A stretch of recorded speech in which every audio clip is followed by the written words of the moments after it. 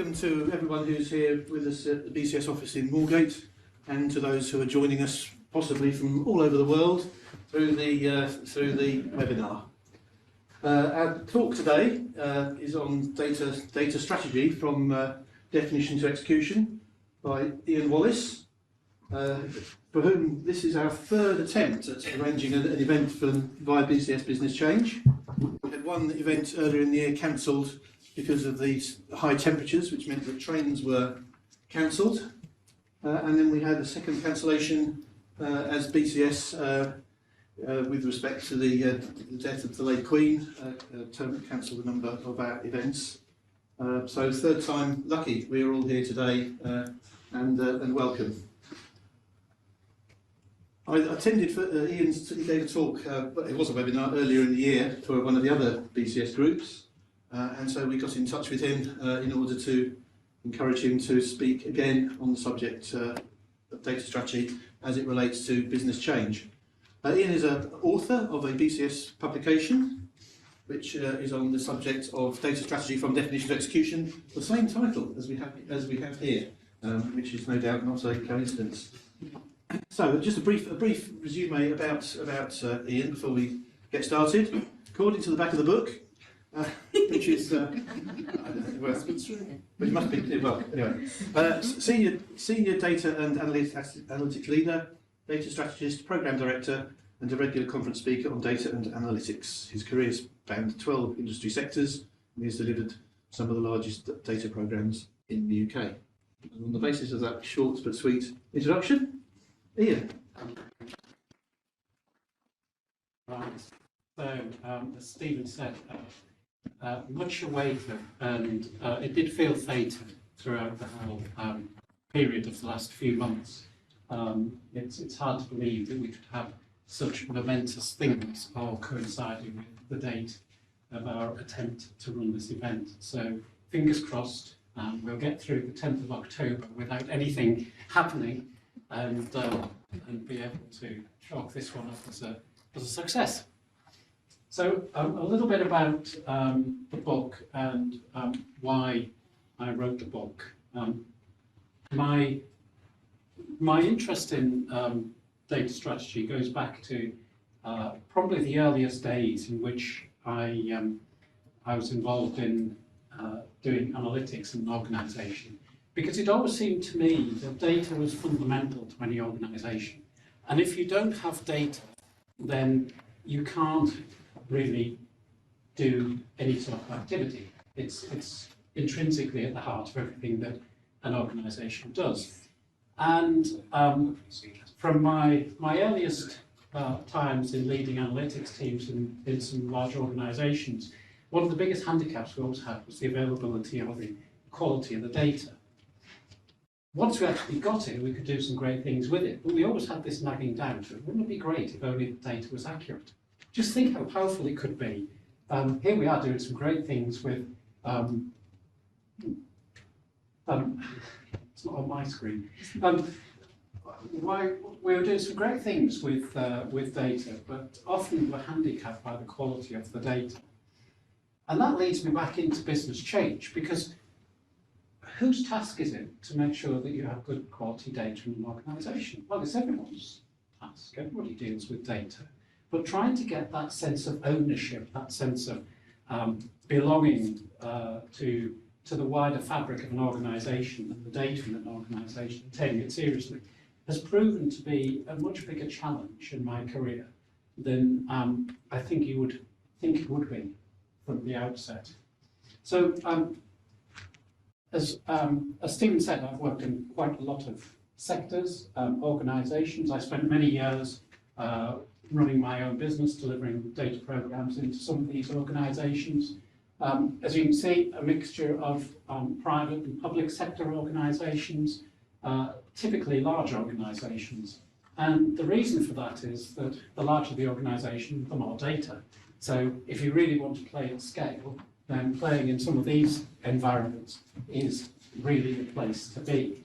I delivered the single customer view for the UK arm of HSBC.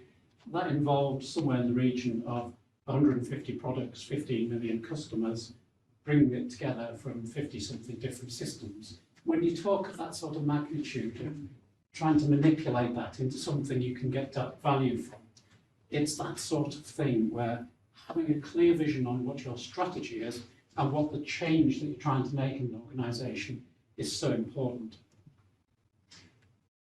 Steve's already kindly mentioned the book. I was asked by BCS to write this, and it came as a little bit of a shock to me when Ian Borthwick, the head of publishing at BCS, asked me to write a book on data strategy.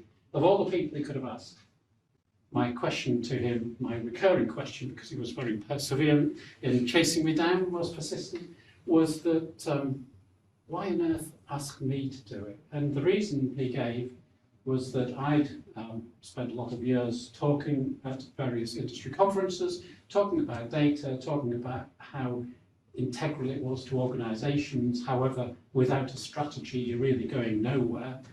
And he felt that having somebody who'd actually been at the sharp end as a practitioner would bring some real authenticity to the practicalities of delivering a strategy, and as it says, from definition to execution, so that whole lifespan. I'm assured by BCS that if anybody were to want to buy the book, then on the BCS website, if you stick my surname in, it gives a 30% discount. If not, then please ask BCS why not. So, why do you need a data strategy? Well, as I say, data is ubiquitous in an organisation. We all have it. It's at the heart of making decisions. Without data, you're really making decisions on the fly without any evidence to base it upon. And decisions ultimately cost money. If you get them right, then it's a sound investment. So inherently, good quality data is at the heart of this.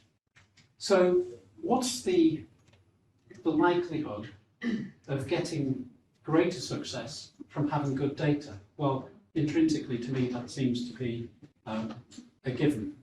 So data really needs to be treated as an asset.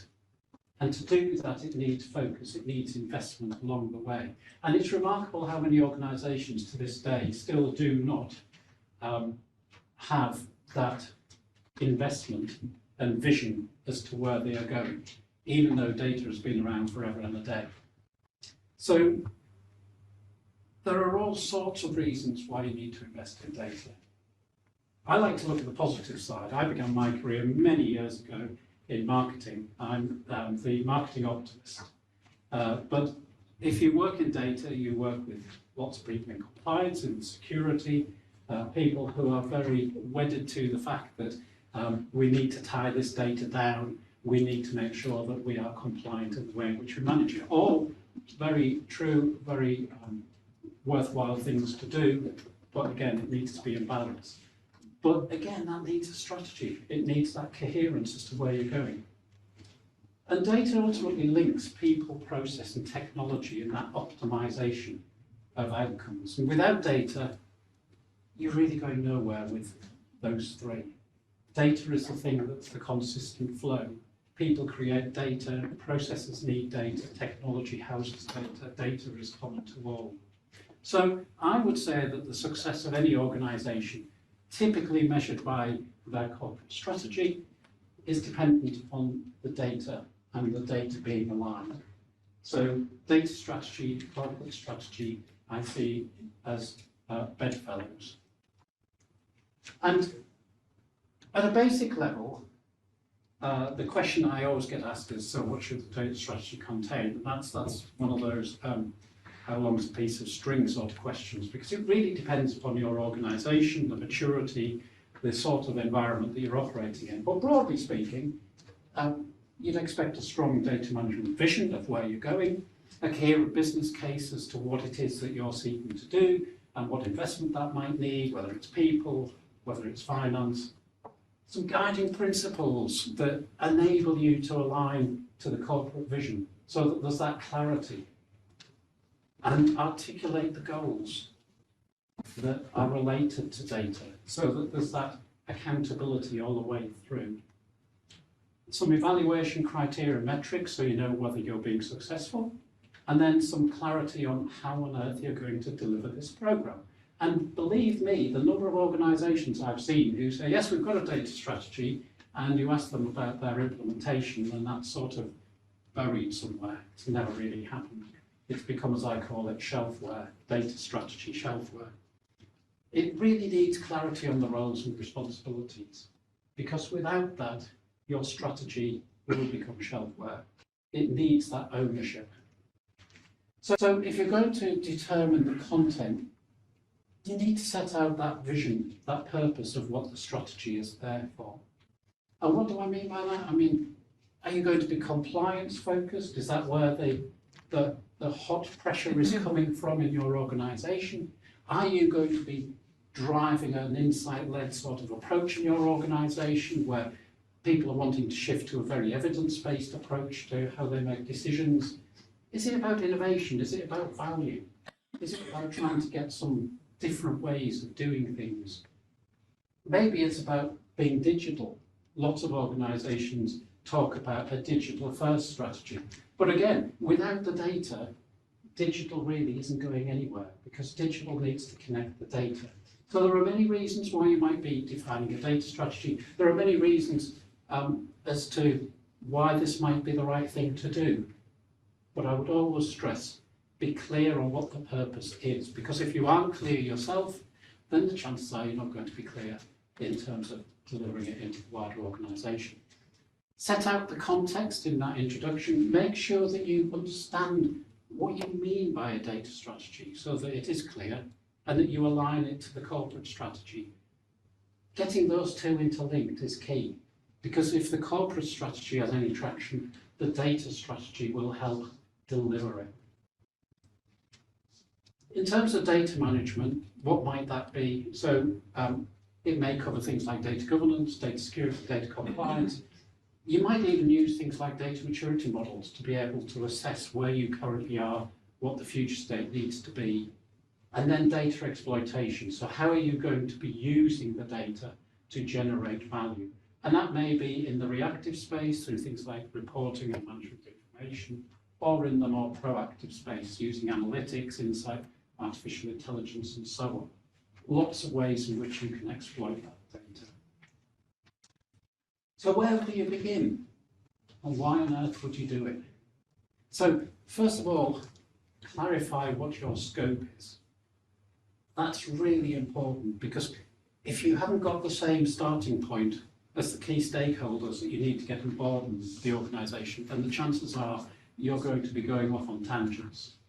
Tangents spell a likelihood that this project will just wither on the vine. You need their support along the way. Having that clarity of scope will help get you there. And understand why it has been commissioned. So if somebody has come and said, I need a data strategy, understand why. What are the drivers? What's the expectations? What's suddenly made a data strategy key in your organisation, especially if it's an organisation that's never had one before? And do assess the readiness, the maturity of the organisation, because that becomes your baseline. That's your reference point to go back to. If you've always got that reference point, it always helps to be able to demonstrate where you're heading, what you're delivering, what value you're achieving from it. And identify an effective sponsor. The reason why is that a data strategy is not an easy thing to either define or to deliver. So having somebody at a senior level in the organisation who can really get behind this, who can understand that linkage with the corporate strategy, who can be the person who's there explaining why this matters, is really important. They can be the eyes and ears at the top of the organisation to help give you some direction along the way around where maybe priorities lie. Having a stakeholder matrix might sound a little bit overboard, but the reason for which I say it's worth doing is that you will find that when it comes to a data strategy, people will have different motivations. Once you actually get them interested in the idea of a data strategy and delivering value from data, you will find that they have a whole raft of things that suddenly they attach to it. And if you don't understand those personal drivers as to what they want to get from it, you will find that they are the things bubbling underneath the surface that distract, that seem to be going down blind alleys. So let's bring those out early, and let's be able to track the progress against those and to be able to prioritise them.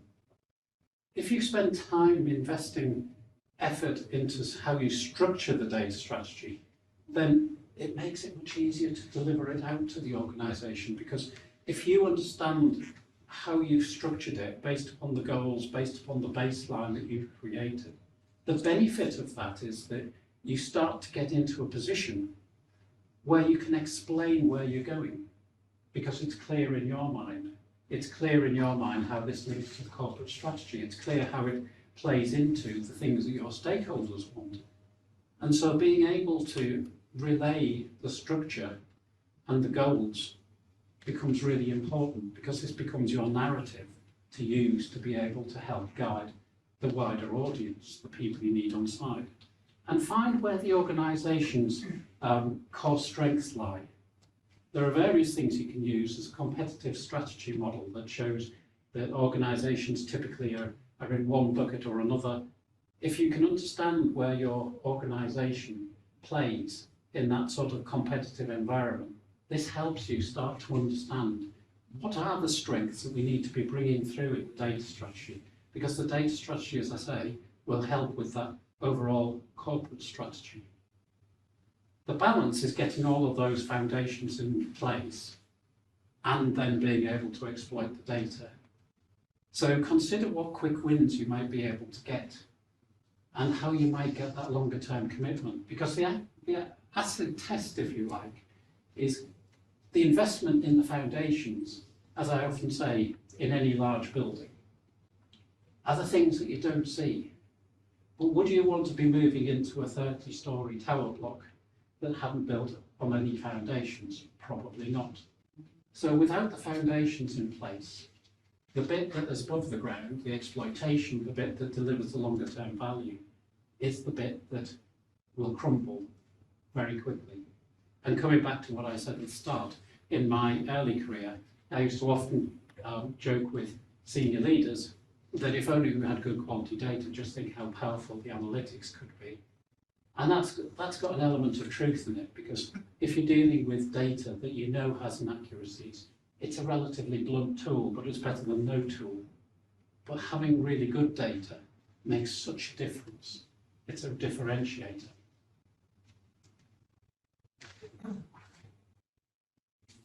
So, how do you move from the idea of devising a strategy into actually being able to implement it? And I would say, having been on both sides of this coin, that actually those people who think defining a data strategy is the hard part have probably never actually tried to do the implementation. The implementation is always the hard bit, because not only is it the hearts and minds, it's the long slog over a number of years of delivering on the strategy. The strategy can be quite aspirational in many ways. The implementation is the hard yards that you have to go through to actually get this damn thing delivered and to deliver on the value that you promise. So it's always the challenging element, in my mind, in the whole strategy life cycle. I always suggest to people that they do a pre-implementation review. And I think it must be my age, but I remember in my early career that pre-implementation reviews were all the rage. Now I talk about pre-implementation reviews to people and I get a lot of blank looks. But try to understand what the world looks like, what the landscape is, before you actually embark on the implementation, just to make sure that in defining the strategy, you haven't had some bear traps laid, particularly if somebody else has defined the strategy for you and you're now picking up the implementation, is worth its weight in gold. Because often you find that assumptions are made along the way, people have told you things that haven't come to pass, and that you very quickly start to run into roadblocks, to issues that you didn't foresee, simply because they were all very smoothly passed over as if those things had either been sorted or were on their way to being sorted. So having a bit of a drains up where are we? What does this look like before embarking on the implementation? I always say pays its way in gold, because I think that anybody who does this sort of activity without doing that will find themselves waylaid down the track on a whole raft of things that could have been foreseen otherwise. And the mobilisation phase of starting to understand, so what do I need to put in place to enable me to deliver this strategy implementation, is really, really important, because you'll actually need expertise from across the organisation, and you need to be able to say this up front before you start, because if you haven't got that commitment and you haven't got that expertise coming into your team to do this, then you will find yourself being slowed by a lack of understanding of some of the issues that very quickly come before you. And there's lots of statistics out there. I'm not sure whether I got more depressed or more almost reinforced in my understanding of what I'd observed, but the failure rate of strategies, any strategy, not just data strategy, is phenomenally high. So this is simply one statistic, there's many others out there. 67% of strategy implementations fail. 2 in 3. That's remarkable. You think of the effort that goes into creating the strategies in the first place, and then the effort that's put into creating implementation teams, and yet 2 in 3 fail. It's just hard to believe. If you were to put that up front, I'm sure that people would say, should we even be doing this? With a success rate of 1 in 3, you'd really have to question it. And even more scary, 50% failed in the first year. And that fantastic line of, we fake it till we make it, I just think is quite astonishing that this is in the corporate world. This is not people just, having a bit of a go. This is organisations around the world, professional people, doing this sort of thing for a living, and 50% fail in the first year. 2 in 3 fail overall. That's really stark. I just think that if you're going into doing this, whatever background you come from, then you've either got to be pretty confident of your own convictions, or one of the few people with a track record of success in this space, because there are an awful lot of people who've failed. And I've gone into organisations where this sort of thing has failed, and where there is a disbelief that it can happen, that you can actually do data strategy and implement it, because people have been tarred by the experience, which is quite scary, because at the end of the day, defining a data strategy, a corporate strategy, an IT strategy, it doesn't matter. A strategy is a strategy. It's just about the topic, but the approach is fundamentally the same. So, as I said earlier, it's really important to assess the alignment between the data and the corporate strategies.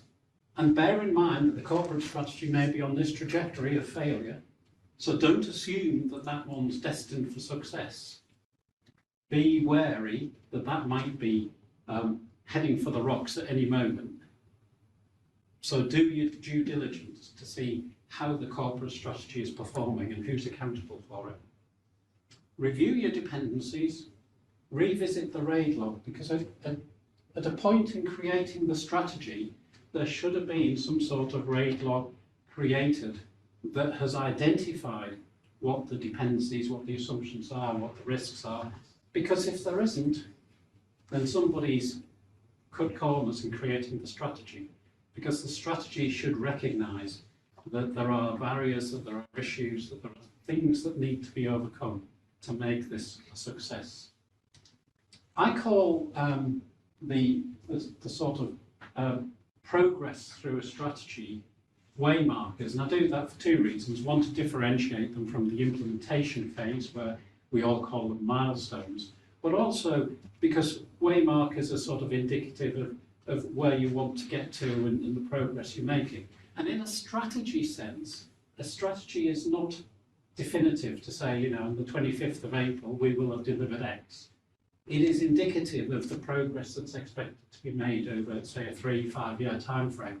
So it's liable to bundle up things that at this point in time, we would expect to be at this point.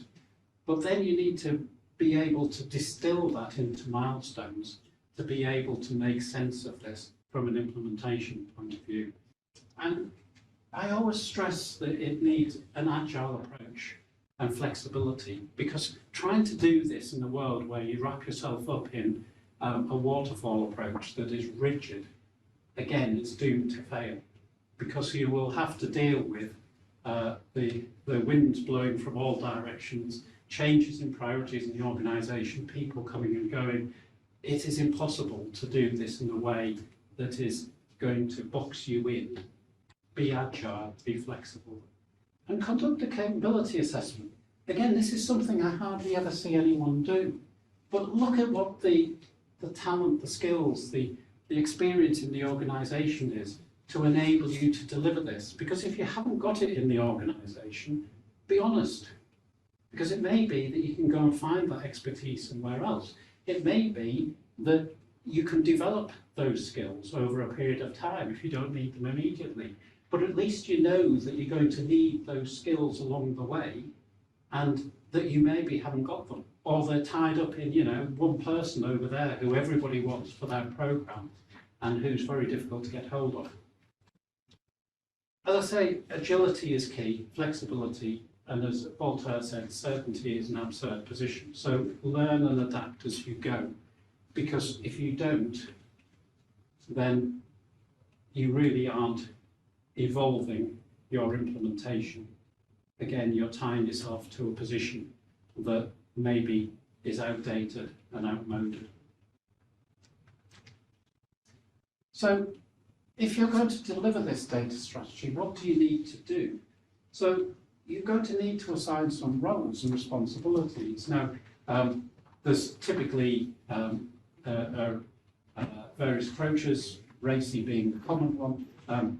There's a variation which I suspect many in the audience have heard of before, called RASPI, which is adding an S for support, which I personally quite like, because I think there is a supporting role in a lot of the things that we assign responsibilities and accountabilities for, which are key to those things being successful. And be prepared and review. I don't understand why people aren't willing to review as they go. Sometimes you see in organisations a sort of head down, I've got to get this done, I have to be here by there, and it almost overwhelms people.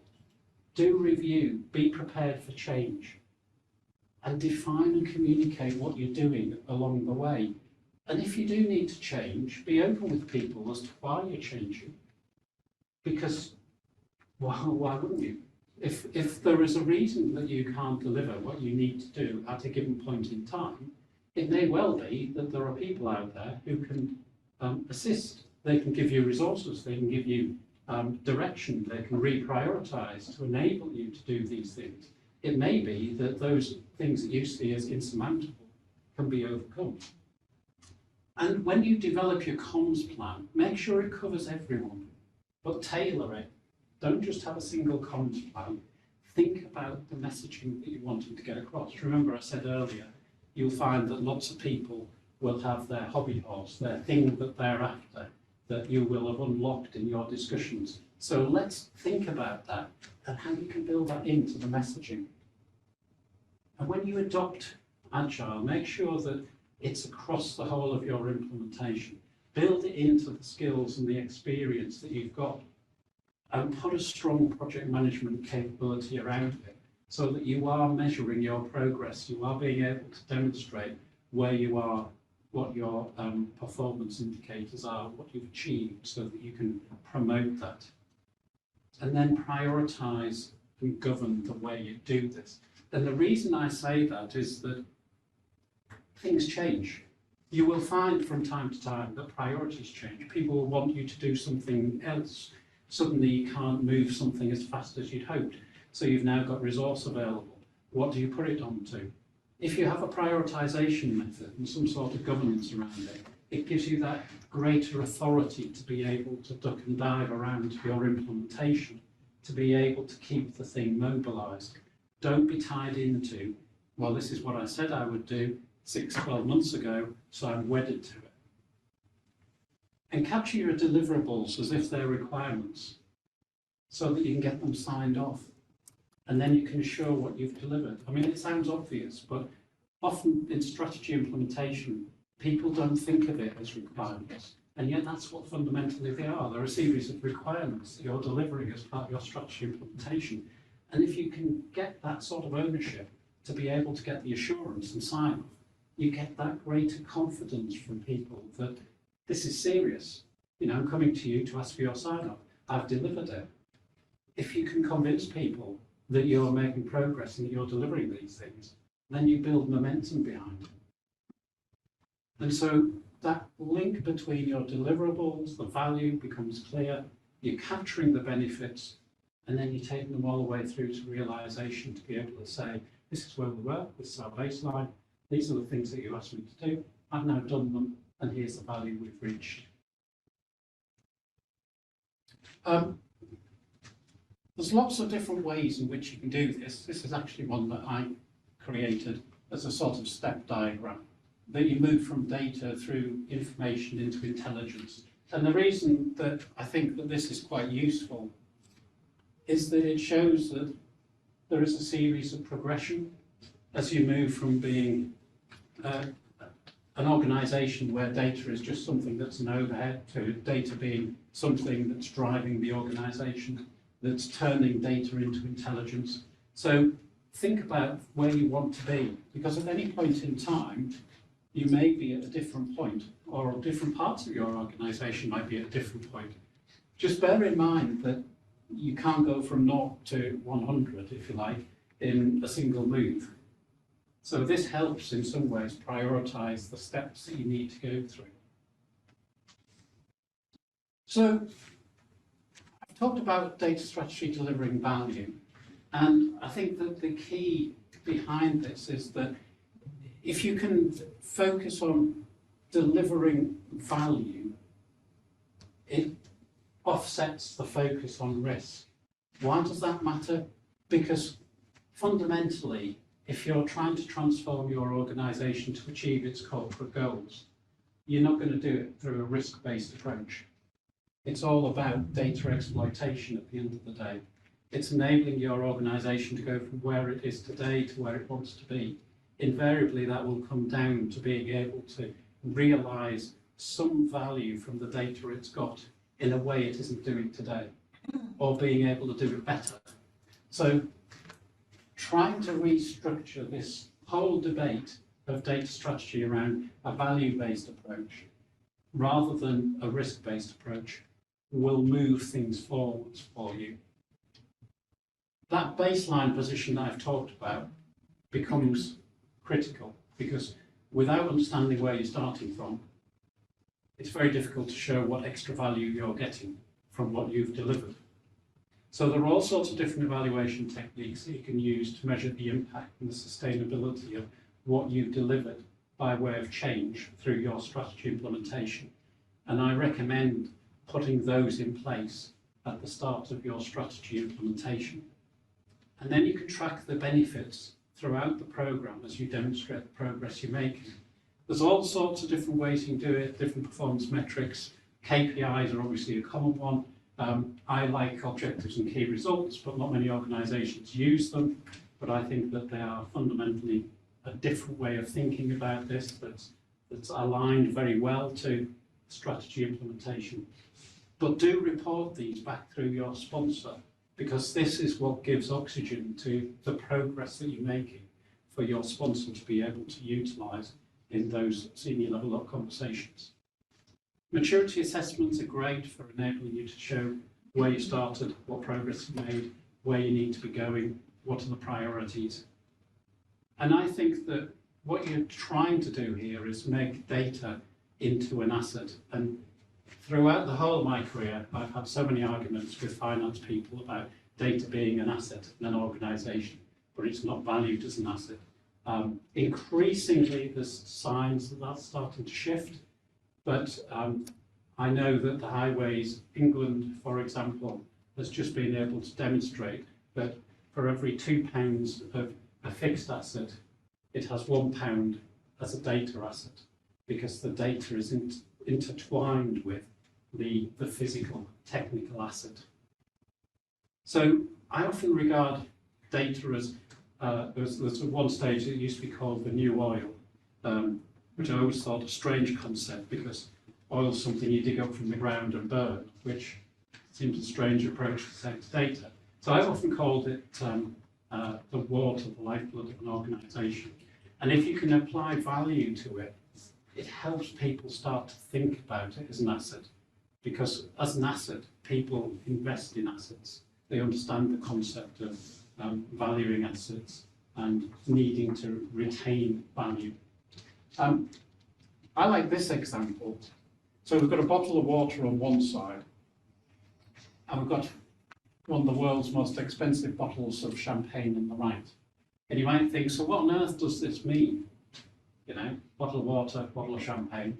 But actually, 85% of this one is water.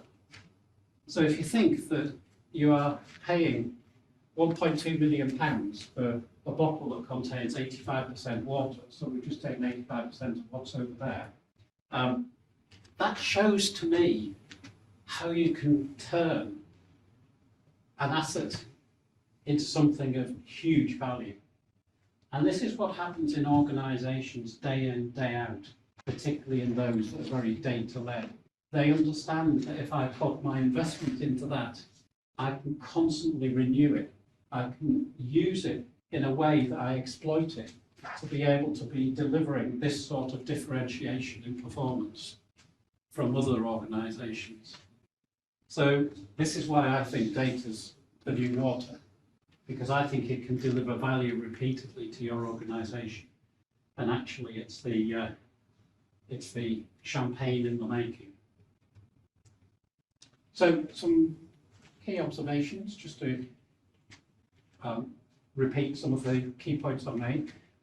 You may find that the barriers to progress are actually cultural and not proactive resistance to change. People may not even understand that what you're doing in the data space is actually about change.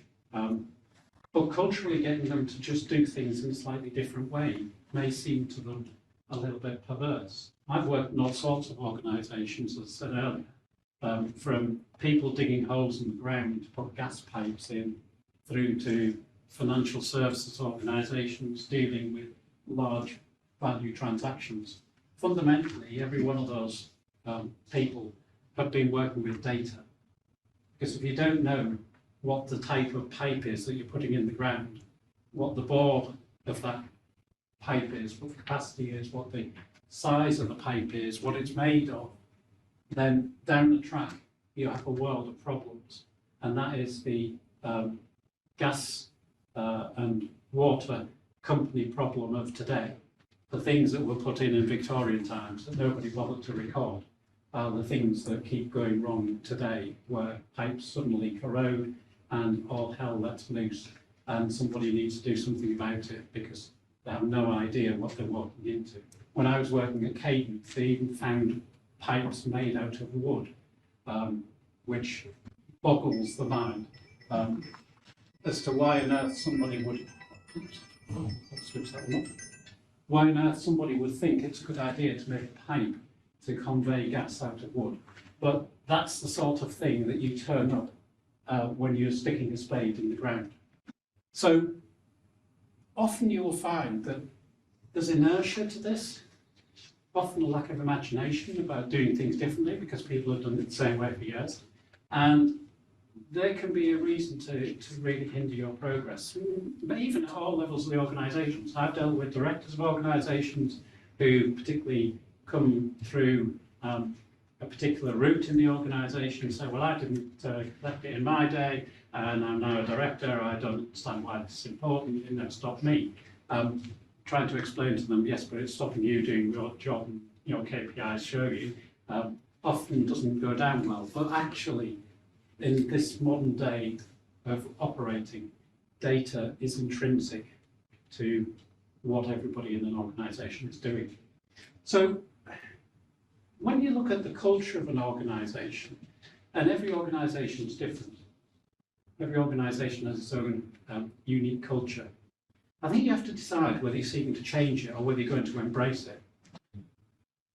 Both are valid, and neither are easy. But you need to develop your tactics accordingly.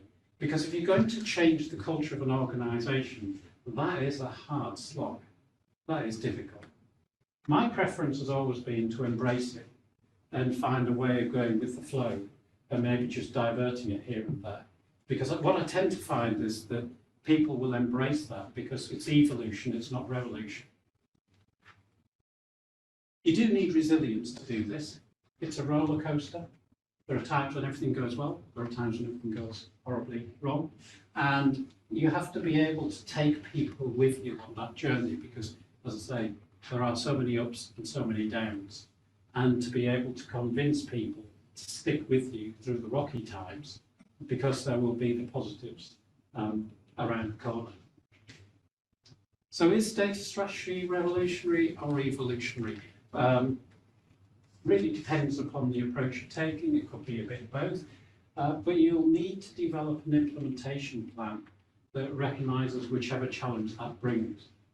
Revolution is really difficult unless you're operating an organisation that is severely stressed.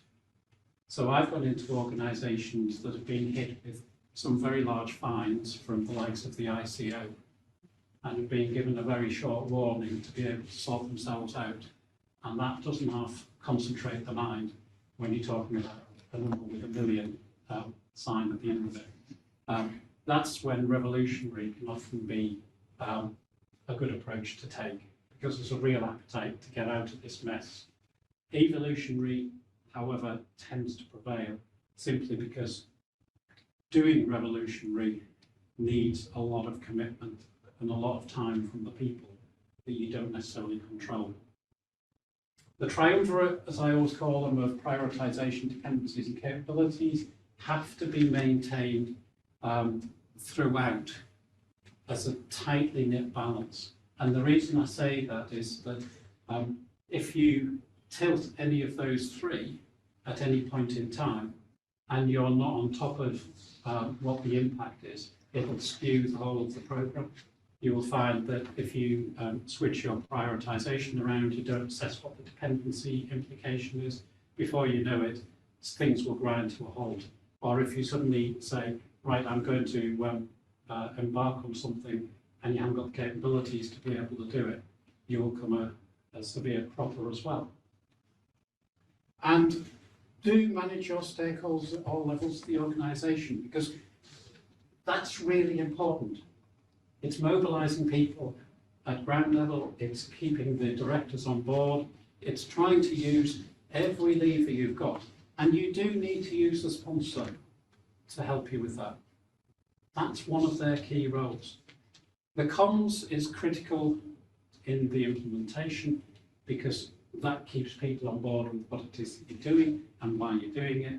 And do exploit all of the things that you can do on the way to be able to make sure that your reach, the footprint you've got, the relevance of what you're doing to the organisation is always at the forefront.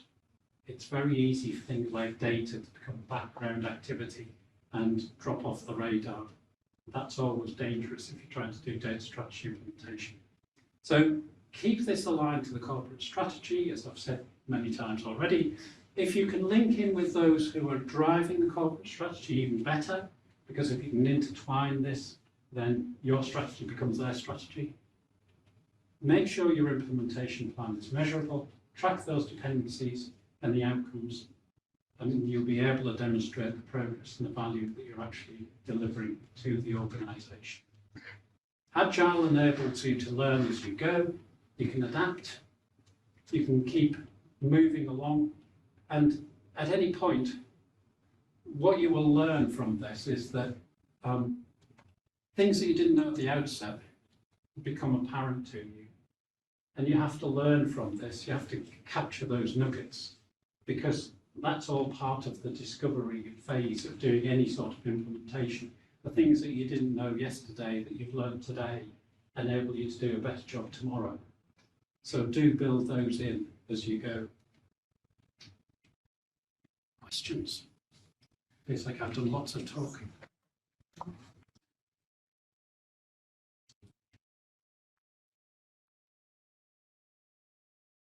Anything in the room? So, you spoke about strategy projects being 67% failure. I mean, I have seen a few, and there are always like small wins, isn't it? Like there will be some parallel benefits that are achieved. I mean, I'm just speaking out loud. It's not typically a question. Maybe you can add to it. And those bits actually help in maybe round 2 of the implementation. Correct? Yeah. Yes and no. So yes, if you've achieved something, it's better than nothing. But what often happens in organisations is, let's say that you achieve 20% of what you set out to do. People will know it for the 80% that you failed to do, not the 20% that you did. And so what I often find in organisations is that people very quickly move into the mindset of, oh yeah, we tried that once and it didn't work. And that's always difficult when you come around to being the second person to do it. So, yeah, but this will be different. And everyone goes, no, it'll be exactly the same as last time. Tell me why it'll be different. So yes, to ground something is better than nothing. But in many cases, it just tars the next person coming along. Hi Ian, I'm very passionate about data, and I hope you won't mind me asking you some more low-level questions. Mm-hmm. I mean, if currently we are facing about the data migration and data integration, a lot of organizations, they suffer from lock-in syndrome because they just can't migrate their data platform from one platform to another, because they're so difficult and complicated about the data integration and data migration. So they lock into a certain product. I wonder whether your book will cover any hints and tips about how to tackle these challenges.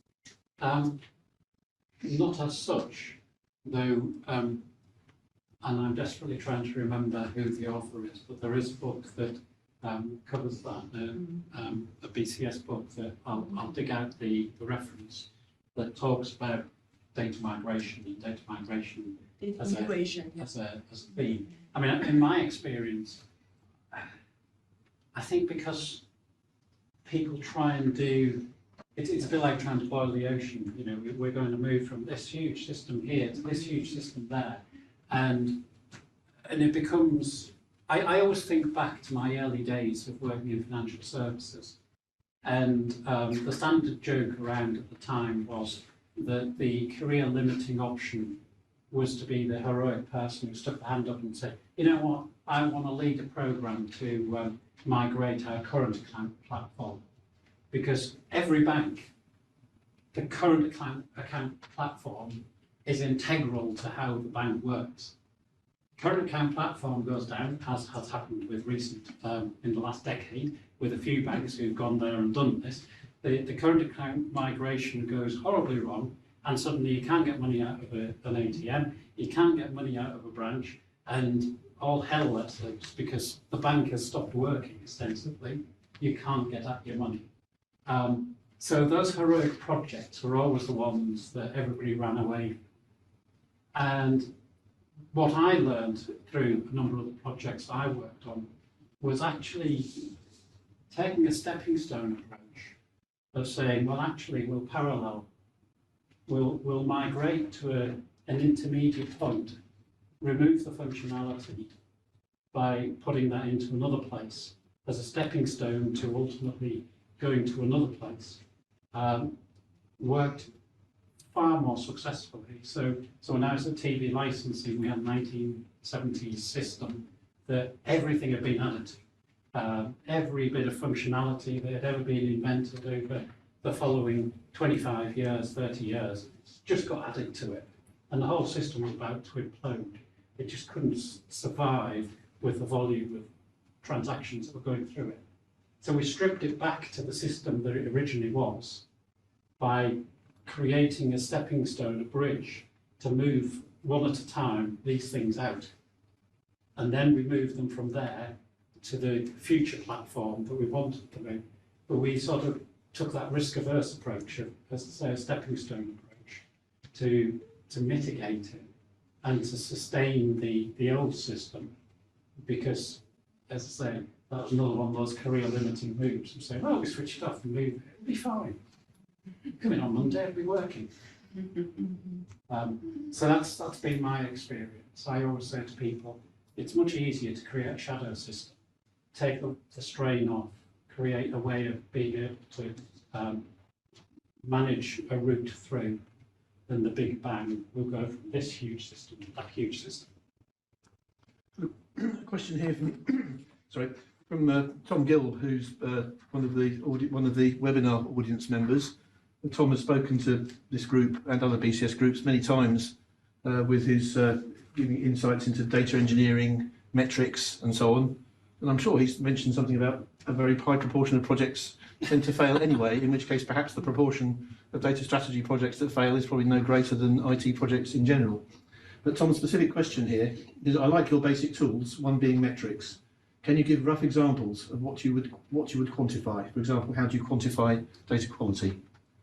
Well, it's something that I've done in a number of organisations. So the approach that I've always taken has been to work with subject matter experts in that particular domain to be able to evaluate essentially what good looks like.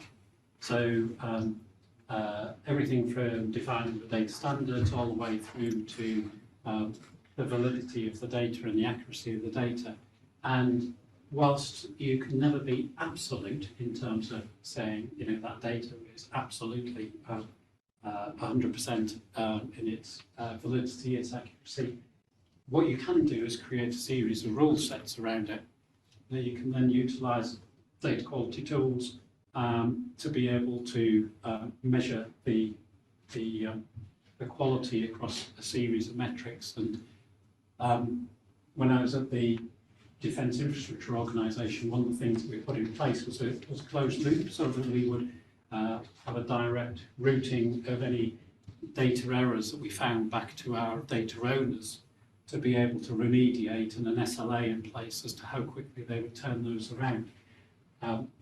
Very effective in driving data quality because it drove a sense of responsibility and ownership, and those people were setting their own targets, if you like. They were defining what good looked like. We were merely routing those examples that we found where they didn't meet those standards for them to address. Drove a very effective way of improving the quality of the data from a very low base.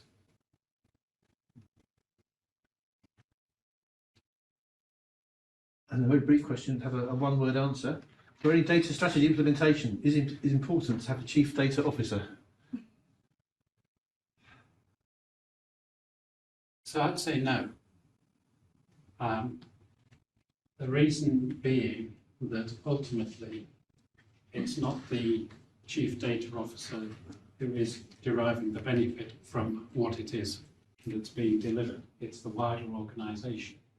So whilst a chief data officer, if there is one in an organisation, and many organisations don't have them, would be a logical person to take a sense of ownership over this and be a C-level, C-suite sort of exec. For many organisations, that's just not a viable proposition. So having somebody who has either responsibility for data or for analytics or for strategy may be just as good a person to lead this if they've got the right mentality, the right approach, and ultimately the right connections.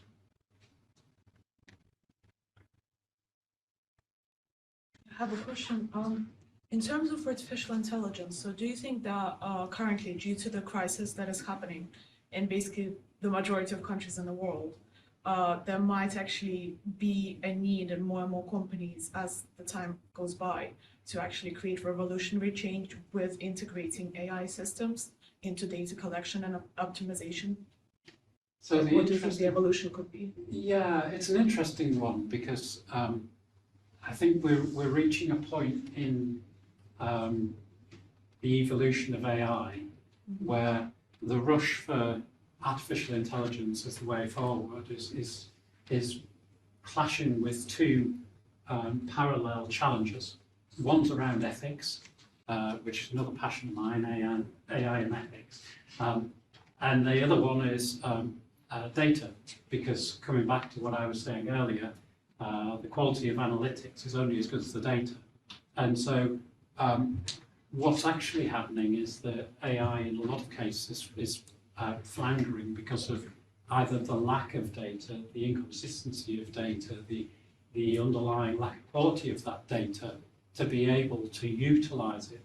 And so one of the things that's really interesting is something that's been happening for a number of years now of looking at AI as a way of solving the data problem.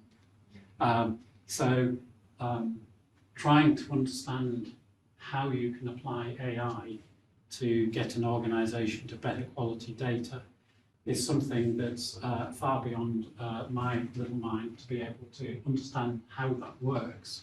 But it's a really interesting almost pivot around of AI being dependent upon data. Data's not very good, so actually can we use AI to improve the data to then be able to use AI? It's sort of come full circle, but I find great parallels because I spent the first 10 years of my career in analytics, having no responsibility for data at all, and then becoming responsible for data across HSBC and responsible for analytics at the same time. And the two were inextricably linked, and hence why I was given the responsibility. You know, I was, the guy who's now actually the global CEO of HSBC said to me one day, Ian, you seem to be really keen on this. You keep coming to these executive meetings and constantly prattling on about, can I have some funding to improve data? We keep giving you funding for these analytics people, and now you say you're going to take the money we've given you for analytics people and you're going to put it into data people, so you're not going to give us analytics. So that must mean it's important. So here's a bit of funding, go away and sort data out. So in a funny sort of way, AI is now on that same journey. And I think it's going to be really interesting to see how AI can play into revolutionising the way we think about data and data quality. So you believe, sorry, I'll just carry on a bit. So you believe that essentially the issue is in the collection of data in the first place being done by humans pretty much, so the human error and things like that. So basically when in certain companies, let's take architectural companies where a lot of the data can be collected artificially as well with measuring mechanisms and stuff like that.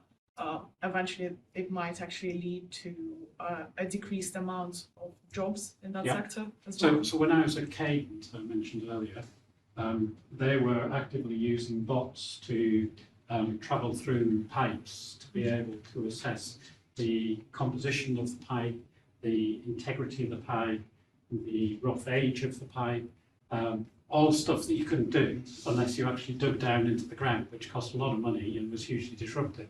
But whizzing these things through the gas network, they were able to do data capture on a scale that was far beyond what they could do using humans. So that sort of gave me a real insight into the opportunity to use a different way of tackling a problem, to be able to capture data that had really good integrity. So you have a lot of hope for the industry then?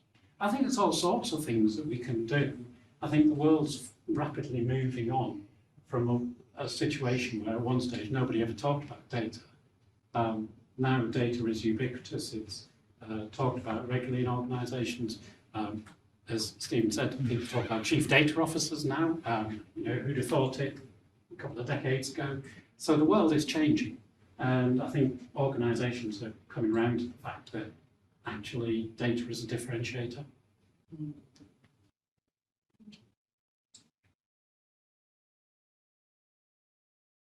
Several questions, people discussing about the idea of you mentioned about the strategies failing. In which case, would you see then the agile approach would lead either to you deciding to abandon all hope early, or to redirect your path to get yourself back to delivering that value? I'm a great believer in agile as a means of enabling you to have the illusion of, I think the phrase is fail fast, but actually it's not failing fast, it's learning what's not working quicker, and hence redirect. And so I think it's the nimbleness that agile brings, of being able to almost test, learn, adapt, and have that flexibility that enables a strategy implementation to have a far greater success rate. I think where organisations have gone wrong, they've tried to do strategy implementation in a waterfall approach, and it just doesn't work. It just simply does not work. Organisations are, in this day and age, are far too dynamic. You can't map out, here's my 3-year implementation plan for a data strategy. It's toast before you've got to 3 months, because the world has changed.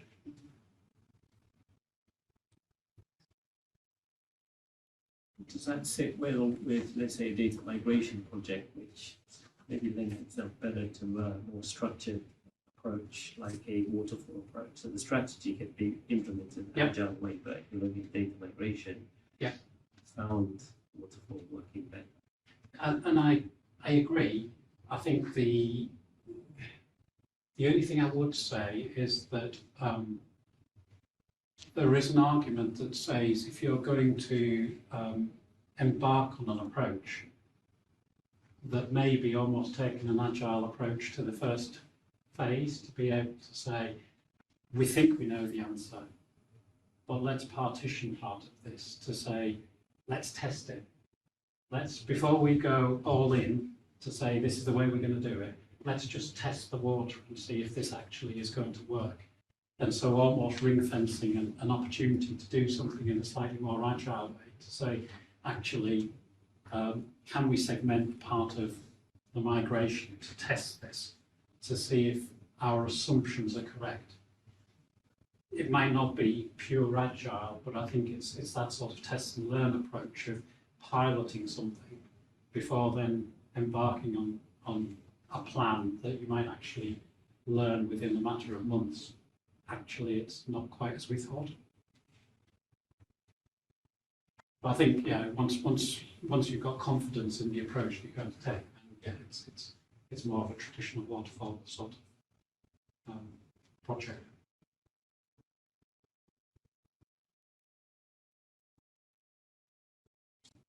Any more for anyone, Steve? No, that's all the questions really. Okay. I've got a question. Tom mentioned. Okay. In developing teams to help you on this journey, because some people that are really good at the data, and you have people that are really good at people, communication, and Yep. organizations. Yep. Getting someone that understands both Yeah. is really difficult. I'm curious if you have any experience or input on how to help train or how to help support people who can see both sides and help you in that. Hi, Ian.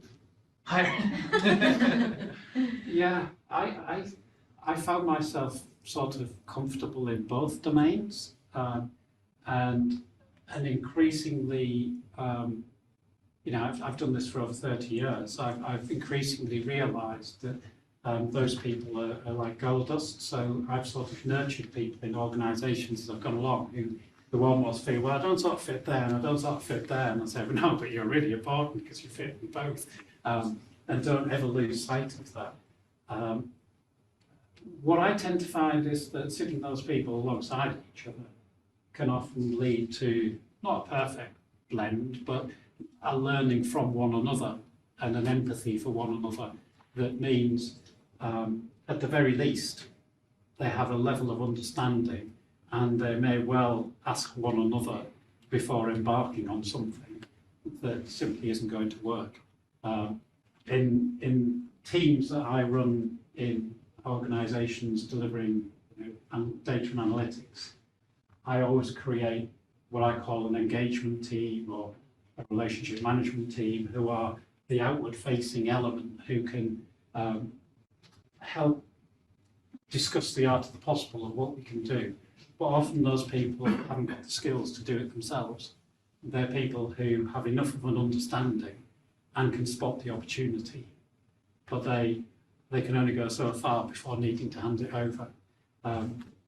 I'm relatively unusual in having sort of started and building segmentation models and regression models and things, and moved into working with business leaders and saying, I understand what you're trying to do. I think we could help here by using some clever analytics. And you know, I grew my team at HSBC from 3 to 50 people off the back of just continuous investment in what we were doing in analytics, because it was seen to be adding the value. That's what makes the difference. But there aren't too many people around who have grown from one into the other. People tend to pursue a career in, you know, I'm going that way, rather than crisscross it. I often say to people, you know, if they're in an analytics career, I often get stared at, but I often say to people, you can only go so far as an analyst. You can be very well paid, you can do a really good job, but you can only go so far. Actually being somebody who understands strategy, who understands how you can apply analytics into a strategy arena, and be the sort of person who can go and sell a concept to a senior business leader, then you're into some different numbers than you'll ever get as a high-level analyst. And that's where, if you're the right sort of person, that's where the clicks come from seeing something delivered from concept all the way through to reality. And Ian, that's why they have the new job title called data scientist, to kind of promote the status of data analyst. And to become like machine learning scientists and data scientists. So I think the route in data is very promising. You can go quite a long way. Yeah. But I do think that people need to almost divorce themselves at times and spend a bit more on the other side of the fence and understand what are driving the changes, the mindsets, the big, you know, obstacles that those people see, and then being able to connect it back into that world that they know very well. That connectivity between, you know, the business problem over there and somebody over there having the capability to solve it. In a lot of organisations, they're so far removed, they'll never have a conversation. And connecting those conversations is so important, because that's what gets the real breakthroughs. That's what is the innovative thinking. Well, I think really on that career, that deep insight into career recommendations, job titles, and advice. I think that's time for us to, I think, offer our appreciation to